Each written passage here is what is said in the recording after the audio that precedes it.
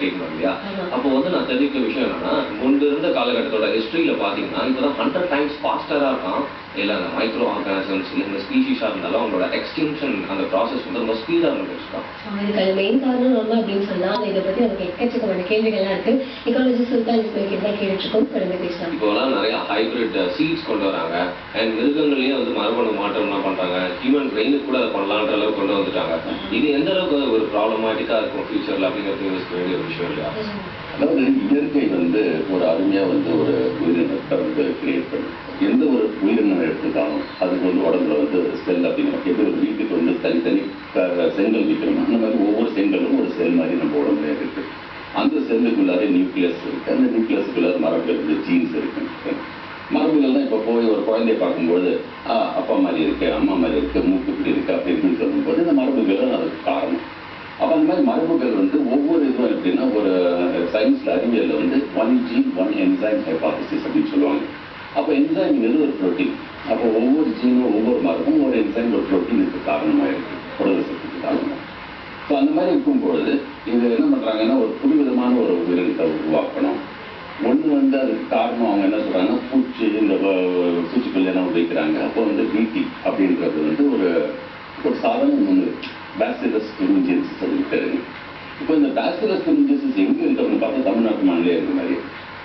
அப்போ அந்த நுண்ணுயிர் வந்து யாரையும் பாதிக்கிறது கிடையாது. அந்த நுண்ணுயிரை எடுத்து நீங்கள் நிறைய படைய கல்ச்சர் பண்ணி அதையும் ஸ்ப்ரே பண்ணாலும் ஒன்றும் பிரச்சனை கிடையாது. ஆனால் அந்த நுண்ணுயிரை எடுத்து அதனுடைய மரபுகளை எடுத்து அந்த மரபை வெட்டி எப்படி நம்ம வெட்டு ஒட்டு அப்படிங்கிறோமோ கம்ப்யூட்டர்ஸில் கணினியில் அந்த மாதிரி அதை வெட்டி இதில் ஒட்டுறது வித் என்சைம் சிஸ்டம்ஸ் போட்டு அதை வந்து ஒரு பேக்கரியில் மல்டிப்ளை பண்ணி அதுக்கப்புறம் அதை இன்ட்ரடியூஸ் பண்ணி பிளாஸ்மிக்ஸை இன்ட்ரடியூஸ் பண்ணும்போது ஒரு விதமான ஒரு காய்கறியோ ஒரு உயிரினத்தையோ உருவாக்கலாம் அப்படின்ட்டு அது வந்து ஒரு புது முயற்சி ஆரம்பிச்சு. அது வந்து ரெண்டுமே மருத்துவத்திலையும் உபயோகிக்கிறாங்க, இப்போ வந்து வேளாண்மையில் உபயோகிக்க ஆரம்பிச்சிருக்காங்க. மருத்துவத்தில் பண்ணும்போது பல விதமான எக்ஸ்பெரிமெண்ட்ஸ் பண்ணி ஒரு 10 ஆண்டுகள் ஆராய்ச்சி செஞ்சு அதுக்கப்புறம் வந்து சேஃப் அப்படின்னு சொல்லும்போது தான் இன்சுலின் வந்து இன்னைக்கு நமக்கு கிடைக்குது. ஆனால் வேளாண்மை கொண்டு வரும்போது மட்டும் என்ன பண்ணுறாங்க, அவசரப்பட்டு கம்பெனியெல்லாம் ரெடி பண்ணிடுது. அப்போ நிறைய இன்வெஸ்ட்மெண்ட் காஸ்ட். அப்போ காஸ்ட் பார்க்கும்போது எந்த நாட்டோடனே நிறைய பேர் இருப்பாங்க வாங்குவாங்க. அப்படி பார்க்கும்போது ஏசிய நாடுகளில் வந்து அது கொண்டு விற்கணும், அதை வந்து நம்ம நாட்டை கொண்டு விற்கணும் அப்படின்ட்டு சில பன்னாட்டு கம்பெனிகள் வந்து கொண்டு விற்க விரும்புகிறாங்க. ஸோ நம்ம ஒரு அளவு இல்லாமல் தெரியாமல் இந்த மாதிரி புதுப்பு ஜஸ்ட் பிகாஸ் ஏதோ ஒரு நாடு சொல்லுது இது நல்லது அப்படின்னு சொல்லும்போது அந்த மரபை மாற்றி கொண்டு வரும்போது நாட்டில் இருக்கிற பல்லுயிர்கள் அது அப்படியே சுரங்க ஆரம்பிச்சு. ஏன்னா அது யாரும் வாங்க மாட்டேங்கிறாங்க, யாரும் வளர்க்க மாட்டாங்க. அப்போ அந்த விதைகள் வந்து அப்படியே மாறி ஆகும். நம்ம இதை பற்றி பேசும்போது எனக்கு என்ன சந்தேகம் வருது, சின்ன வயசுலேருந்தே அக்ரிகல்ச்சருக்கு வந்து ரொம்ப இம்பார்ட்டண்டான விஷயம் அப்படின்னு சொல்லி புழுக்கள் பற்றி நம்ம நிறைய பேசிக்கோங்க.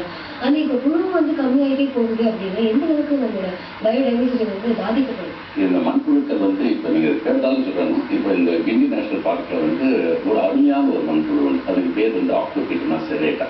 இது வந்து எல்லா இடங்களையும் கிடைக்காது. எந்த மண்ணில் வந்து அசிடிக் சாயிலாக இருக்கும், ஆசிட் அதிகமாக இருக்கும், பிஹெச் குறைச்சலாக இருக்கும், அந்த மண்ணில் மட்டும்தான் இந்த புழு கிடைக்கும். அது இயற்கை பாருங்க. அதுக்கு வந்து தொண்டை பக்கம், அது தொண்டைன்னு கிடையாது. அதுக்கு ஒரு புழுவுக்கு வந்து அந்த இடம் ஆல்மோஸ்ட் அங்கே வந்து 2 பை மாதிரி இருக்கும். அந்த பைக்குள்ள வெள்ளையா கால்சியம் கார்பனேட்டோட கிறிஸ்டல்ஸ் இருக்கும். அப்போ இந்த ஆசிட் மண்ணை சாப்பிடும்போது எப்படி நமக்கு அசிடிட்டி வந்து ஏதாவது டேப்லெட் போட்டுக்கிறோமோ அந்த மாதிரி அந்த ஜூஸ் மட்டும் உள்ளார வரும். அப்போ அந்த ஜூஸ் உள்ளார வரும்போது அந்த குடலில் போகிற அந்த உணவு மட்டும் அந்த மண் வந்து நியூட்ரல் மண்ணாக மாறுது. அப்போ அதுலேருந்து வெளியே வர அந்த மண்புழுவுடைய அந்த கழிவு அது வந்து நியூட்ரலாக வருது. நியூட்ரல் பிஹெச் வரும்போது அங்கெல்லாம் செடிக்கூடியதான் அழகாக வராது. ஸோ இந்த மாதிரி ஒரு இயற்கை சூழ்நிலையை வந்து 81, 82 நாங்கள் ஆராய்ச்சி செய்யும் பொழுது இருந்த அளவோட அதுக்கப்புறம் பல ஆண்டுகளுக்கு அப்புறம் என்னுடைய மாணவர் ஒருத்தர் ஆராய்ச்சி செய்யும்போது குறைஞ்சபட்சம் 5லேருந்து 10% புழுக்களுடைய எண்ணிக்கை குறைந்துருக்கு. இந்த குறைந்துவிட்டதுக்கு காரணம் என்னவா இருக்கும் அப்படின்னு சிந்திச்சு பார்க்கும்போது மண் சரிவு. ஏன்னா பக்கத்தில் தான் நிறைய பில்டிங்ஸ் வருது. அப்போ தண்ணி போகிறதுக்கு வழி இல்லை. மழை தண்ணி வரும்போது அந்த தண்ணி அடிச்சுட்டு போகும்போது மேல் மண் அப்படியே அடிச்சுட்டு போகுது. இது முக்கியமாக நம்ம தெரிஞ்சுக்கணும். மேல் மண் நல்லா இருந்தால் தான் இந்த மாதிரி பல்வேறு நம்ம மெயின்டைன் பண்ண முடியும். மேல் மண் உருவாகிறதுக்கு 1 இன்ச்சு மேல் மண் நல்ல மண் உருவாகிறதுக்கு இயற்கை கிட்டத்தட்ட 250 வருஷம். இப்போ நம்ம இதை பற்றி இவ்வளோ விஷயங்கள் பேசுகிறோம். ஆனால் இது தெரியாமலே இன்னும் பல பேர் இருக்காங்க.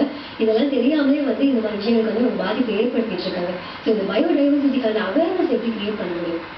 இப்போ அதான் நீங்கள் செஞ்சுட்டு இந்த மாதிரி பேசிட்டு இருக்கும்போது தான் மக்கள்கிட்ட வந்து அந்த உணர்வு கொண்டு வரணும். இப்போ பல தானியங்கள் நம்மகிட்ட வரும். நவதானியங்கள் அப்படின்னு நம்ம பேசணும். அதுக்கு வந்து இப்போ பாருங்க சாதாரணமாக வந்து விநாயகர் சதுர்த்தி எடுத்துக்கிட்டோம்னா பல காய்கள். இப்போ நிறைய பேருக்கு இந்த கருப்பு பழம் அப்படின்னு அது நிறைய பேருக்கு தெரியாது. அது வந்து உடாது. அப்புறம் கஸ்டர்ட் ஆப்பிள் நிறைய பேர் அது விரும்பி சாப்பிட்றது கிடையாது. ஆனால் எல்லா விதமான பழ வகைகளும் நீங்கள் இன்னைக்கும் இந்த பழைய மார்க்கெட்டுக்கு இருப்பாங்க அந்த ஏரியா லைக் டாம்பசார் அந்த இதெல்லாம் போனீங்கன்னா கண்டிப்பாக உங்களுக்கு கிடைக்கும். அதனால தான் என்ன பண்ணாங்க, நம்ம இந்தியன் கல்ச்சர்ல இந்த மாதிரி சில காலைகளை உருவாக்கி சில முக்கியமான நிகழ்ச்சிகள், முக்கியமான திருவிழாக்கள் கொண்டு வந்து அந்த திருவிழாக்கள் இதெல்லாம் கொண்டு வந்தால் மக்களுக்கு வந்து அந்த பல்வேறு ரெஸ்பெக்ட் கிடைக்கும்ங்கிறதுக்காக கொண்டு வந்து படைக்கிறோம். படைச்சிட்டு மறந்துட்டோம். அங்கதான் பண்றதால என்ன ஆச்சுன்னா நம்ம கடலையே சாப்பிட்டோம். கொள்ளு நீங்க எல்லாம் சாப்பிடுங்கன்னு தெரியாது. கொள்ளு is very good. It's anti cholesterol, உடம்புக்கு ரொம்ப நல்லது, ரொம்ப ப்ரோட்டீன் சத்து. ஆனா அவங்க வெளிய ஊர்ல இருந்து வந்து வெளிநாட்டுல வந்து இங்க எல்லாம் பண்ணும்போது ஆங்கிலத்துல அதுக்கெல்லாம் பேர் என்ன பண்ணிட்டாங்க, ஒண்ணுக்கு கவுப்பி, ஒண்ணுக்கு பிஜன் பீ, ஒண்ணுக்கு சிக் பீ, ஒண்ணுக்கு ஹார்ஸ் கிராண்ட் அப்படின்னு சொல்லி எல்லாம் ஒரு விலங்குகள் பேரோட அணைச்சிட்டு அது மனிதன் சாப்பிடாத மாதிரி சொல்லி வச்சுட்டாங்க. ஆனா அதெல்லாம் மனிதன் சாப்பிட்ட பொருட்கள் நம்ம ஊருக்கு. அந்த மாதிரி இருக்கிற ஒவ்வொரு பொருளும் இப்போ நீங்க வந்து தமிழ்நாட்டில் வந்து இந்த வெந்தயக்கீரை வந்து ரொம்ப விரும்பி சாப்பிட்றாங்க, உடம்புக்கு ரொம்ப நல்லது உண்டு. ஆனால் இன்னைக்கு ஹோட்டலில் போய் கேளுங்க பாலக் இருக்கு அப்படின்னா பாலக் நம்ம கலாச்சாரத்தை நார்த்ல இருந்து. அதே மாதிரி வந்து நம்ம ஊர் மக்கள் வந்து பன்னீர் சாப்பிட்டு பழக்கம் கிடையாது. நம்ம ஊர் மக்கள் கடலை சாப்பிடுவாங்க, பூரி கடலை. இன்னைக்கு பூரியோட பன்னீர் குழம்பு இருக்கான்னு கேட்போம். அதாவது நம்ம ஊருக்கு ஏற்ற உணவு வகைகளை நாங்களே குறையும் பொழுது பல்வேறு தானாகவே குறையாது. ஸோ பயோடைவர்சிட்டி அப்படிங்கிறது நமக்கு வெளியில மட்டும் நடக்கும், அந்த வேலையில் நடக்கிறதுக்கு நமக்கு வெளியே நடக்கும். ஸோ இந்த மைக்ரோ ஆர்கானிசம்ஸ் அதை பற்றி எங்களுக்கு தெரியாத தகவல்கள், அது மட்டும் இல்லாமல் எங்கள் கையை நாங்கள் விட்டு பார்த்தா இனிமேல் நாங்கள் யோசிக்கக்கூடிய எங்களுக்கு தெரியாத தகவல்கள் ஏதாவது சொல்ல முடியுமா? தகவல் அப்படின்னு பார்க்கும்போது மக்கள் வந்து ஒன்றை வந்து உணரணும். தனிப்பட்ட முறையில் மனிதன் வந்து வாழ முடியாது. மனிதன் வாழணும்னா பல்வேறு தேவை. அந்த பல்வேறுக்கு தான் இந்த காற்றும் தேவை, சுத்தமான காற்று, சுத்தமான தண்ணி எல்லாமே. அதை ஆரம்பிக்கும் போது கல்வி நிறுவனங்கள் வந்து உயிருள்ள பொருள், உயிரற்ற பொருள் அப்படின்னு சொல்லித்தராங்க. அப்போ உயிருள்ள பொருள், உயிரற்ற பொருள் சொல்லும்போது காற்று உயிருள்ள பொருளா உயிரற்ற பொருளான்னு கேட்குறாங்க ஆசிரியர்கள். உடனே அந்த மாணவனோ மாணவியோ உயிரற்ற பொருள் சார் அப்படின்னு சொல்றாங்க. உடனே அடுத்த கேள்வி, நீங்க உயிருள்ள பொருளா உயிரற்ற பொருளா? உயிருள்ள பொருள். ஆனா அந்த உயிரற்ற காற்றை உடம்புல வெளியேற்றுட்டா நானும் உயிரற்ற பொருளா மாறுறேங்கிறது யாரும் சொல்றது கிடையாது. தண்ணீர் வந்து உயிரற்ற பொருள், ஆனா நான் உயிருள்ள பொருள். என் உடம்புல இருக்கிற தண்ணியை வெளிப்படுத்தினா நானும் உயிரற்ற. அப்போ ஒன்னே ஒண்ணு வந்து மக்கள் வந்து ஒழுங்கா பிடிச்சிக்கணும். இன்னிலேருந்து அவங்களோட உணவு பழக்கங்கள்ல வந்து நம்ம ஊருக்கு நம்ம நாட்டுக்கு ஏற்ற தானியங்களை வந்து சேர்த்துக்கணும் அப்படின்னு பார்க்கும்போது தான் நம்ம தேசிய கொடியை நம்ம செஞ்சுக்கணும். தேசிய கொடியோட மேல இருக்கிற வர்ணம் சாஃப்ரான் கலர் செய்யுது. அந்த வர்ணத்துடைய உணவு கண்டிப்பா ஏதாவது ஒன்று சாப்பிடணும். அது பப்பாளியா இருக்கலாம், கேரட்டா இருக்கலாம், மாம்பழமா இருக்கலாம். அதுல கேரோட்டின் வந்து குழந்தைங்களுக்கு கண்களுக்கு நல்லது. நடுவில் இருக்கிற வர்ணம் வெள்ளை. இந்த வெள்ளை வர்ணம் இன்னைக்கு பெண்களுக்கு நிறைய பிரச்சனையும் ஆஸ்டியோபோரோசிஸ் பண்றோம், கால்சியம் குறைவு. அப்போ அவங்க பால் கொஞ்சம் சேர்த்து குடிக்கணும். அது இருக்கிற கொஞ்சம் கார்போஹைட்ரேட்ஸ். கீழே இருக்கிற வர்ணம் பச்சை காய்கறிகள் அவங்க சாப்பிடணும். அது வந்து அதுதான் வந்து எல்லாமே அதில் நியூட்ரியன்ஸ், மினரல்ஸ் அண்ட் ஃபைபர் உண்டு. இந்த நார் சத்து வந்து உடம்புக்கு ரொம்ப முக்கியம். முக்கியமாக பெண்களுக்கு வந்து ரொம்ப ரொம்ப முக்கியம், குழந்தைகளும் முக்கியம். இந்த நார் சத்து வந்து ஒரு காலத்தில் நம்ம ஒரு நாளைக்கு கிட்டத்தட்ட வந்து ஒரு 12 to 15 கிராம் வரைக்கும் சாப்பிட்டோம். இன்னைக்கு வந்து 2 to 3 கிராம் தான் சாப்பிட்றோம். எல்லாமே ரிஃபைன்டு. நடுவில் இருக்கிற சக்கரம் நீல கலர் சுத்தமான தண்ணி குடிக்கணும். அது எத்தனை கோடுது? 24.